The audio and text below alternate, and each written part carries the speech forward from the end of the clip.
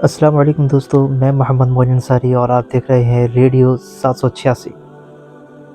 ناظرین، ایک اور تحقیق سامنے آئی ہے جس نے قرآن کریم کی افاقیت اور حقانیت پر ایک خوبصورت دلیل بنا دی ہے۔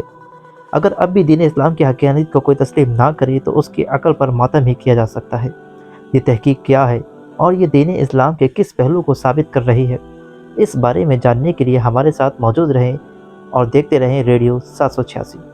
پیارے ساتھیوں، انسانی جسم حیرتوں کا وہ سمندر ہے۔ انسانی جسم کے خربوں سیلز میں اتنی انفارمیشن ہے کہ جس کا ادراک اب انسان کو ہو رہا ہے۔ انسانی سیلز میں ہونے والی ایک تحقیق کے مطابق سائنسدانوں نے اس بات کا اعلان کیا ہے کہ صرف ایک سادہ اور سنگل خلیے میں اس قدر انفارمیشن موجود ہے کہ اسے ویکیپیڈیا کے 10 کروڑ صفحات کو بھرا جا سکتا ہے۔ 10 کروڑ صفحات کو آپ یوں سمجھ سکتے ہیں کہ اگر آپ اس انفارمیشن کے 100 صفحات روز پڑھیں تب بھی آپ ان 10 کروڑ کو صفحات کو مکمل پڑھنے کے لیے 2740 سال درکار ہوں گے، اور اگر 200 صفحات روز پڑھے تب بھی آپ کو 1370 سال لگ جائیں گے، اور اتنی انسان کی عمر ہی نہیں ہوتی۔ اس سے آپ اندازہ کر سکتے ہیں کہ خود ہمارے جسم میں اس وقت خربوں سیل موجود ہے، اور ہر سیل میں اتنی انفارمیشن ہے کہ جس کو پورا پڑھنے کے لیے کئی صدیاں درکار ہیں۔ اس سے ہم سمجھ سکتے ہیں کہ ہمارے ہر سیل کے اندر اللہ رب العزت نے کتنی انفارمیشن اور معلومات رکھی ہوئی ہے۔ اس بات کا علم سائنسدانوں کو اب ہوا ہے۔ انسانی جسم کے ڈی این اے میں اتنی انفارمیشن ہے کہ جسے سوچ کر انسان کا ذہن گھوم جاتا ہے اور اس کی عقل کام کرنا چھوڑ دیتی ہے، جبکہ اس بارے میں قرآن کریم 1400 سال پہلے پیشن گوئی کر چکا ہے۔ ناظرین، سورہ یاسین کی آیت نمبر 65 میں اللہ تبارک و تعالیٰ کا ارشاد ہے کہ وہ دن آئے گا جس دن ہم ان کے منہ پر مہرے لگا دیں گے، اور ان کے ہاتھ ہم سے بات کریں گے، اور ان کے پاؤں ہم سے بات کریں گے جو کچھ وہ کما کر لائے۔ اس سے صاف ظاہر ہے کہ روزہ قیامت ہمارے منہ پر مہر لگا دی جائے گی اور ہم بولنے کے قابل نہیں ہوں گے۔ ہم اپنے کسی گناہ کا کوئی عذر پیش نہیں کر سکیں گے، اور ہمارے ہاتھ اور پاؤں خود بول کر گواہی دیں گے کہ ہمیں ساری زندگی کن کاموں کے لیے استعمال کیا گیا ہے۔ ہمارے ہاتھ بتائیں گے کہ اس شخص نے مجھے استعمال کرتے ہوئے کون کون سے کام کیے، حرام کھایا، رشوت لی، گناہ کیا، کسی کو مارا یا زیادتی کی، چوری کی یا ڈاکہ مارا۔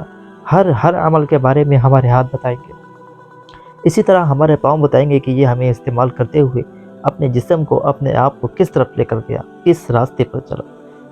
دوستو، یہ بات اپنے آپ میں اتنی خوفناک ہے کہ انسان کا پورا جسم لرز کر رہ جاتا ہے۔ اس رب کائنات کے سامنے جس کے جلال سے پوری کائنات کانپتی ہے، کہ جس کی وحی کو پہاڑوں نے بھی اٹھانے سے انکار کر دیا، ہم اس کی بھیجی ہوئی وحی کو روز پڑھتے ہیں اور اس کے باوجود اس میں شک و شبہ کی گنجائش رکھتے ہیں۔ دوسری طرف ہمارا اپنا علم جو دراصل ہمیں اللہ رب العزت نے عطا فرمایا ہے، اس کو استعمال کرتے ہوئے ہماری اپنی تحقیق یہ بتا رہی ہے کہ ہاں، ایسا ممکن ہے۔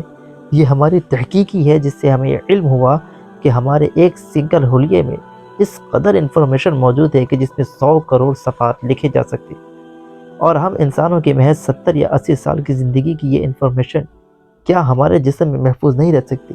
بالکل رہ سکتی ہے، اور ایسا ہی ہوگا۔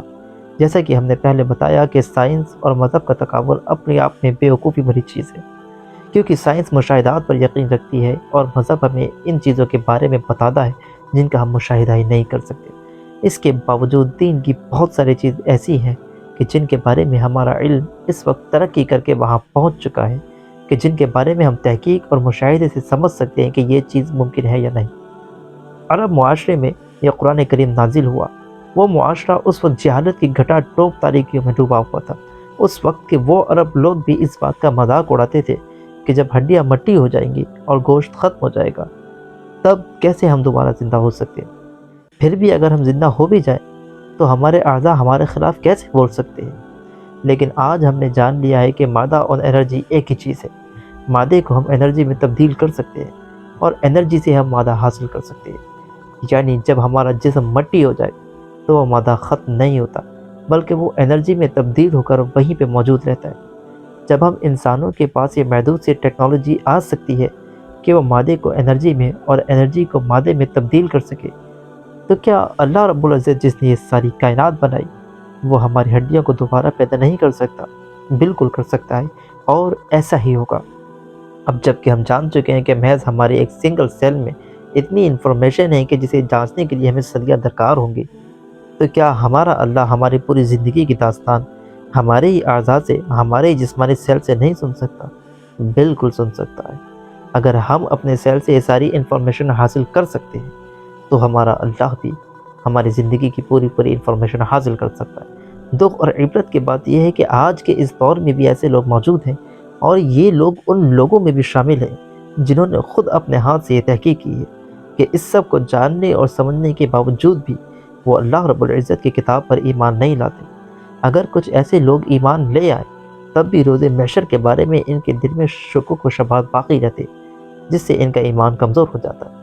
اگر ہم اپنے ایک سنگل سیل سے اس کی تمام انفارمیشن نکال سکتے ہیں تو اللہ تعالیٰ جس نے ہمارا جسم اور سے پوری ایک کائنات پیدا کی ہے، وہ بھی قیامت کے دن اپنے حکم سے ان تمام سیل سے وہ انفارمیشن نکال سکتا ہے کہ ہمارے پاس سیلز اور ہمارے اعضاء خود بول بول کر ہمارے ہی خلاف گواہی دیں گے۔ کسی چیز کا علم ہونا اور پھر اس کا ثابت ہو جانا ہم پر بہت ہی بڑی ذمہ داری عائد کرتا ہے۔ وہ ذمہ داری یہ ہے کہ جب کسی چیز کا علم ہو جائے اور ہم سمجھ جائیں کہ ایسا ہوگا تو پھر ایک سمجھدار اور عقل والا انسان یہ کوشش کرتا ہے کہ وہ اس علم کو اچھے طریقے سے استعمال کرے۔ اب اس علم کو اچھے طریقے سے استعمال کرنے کا طریقہ یہ ہے کہ ہم ایسے اعمال کریں کہ قیامت والے دن ہمارے ہاتھوں اور پاؤں کی گواہی میں سے ہماری نیکیوں کی گواہی کے سوا کچھ نہ نکلے، اور ہمارے گناہوں کی گواہی ان میں موجود ہی نہ ہو۔ اللہ تعالیٰ سے دعا ہے کہ وہ ہمیں دین اسلام کے احکامات پر عمل کر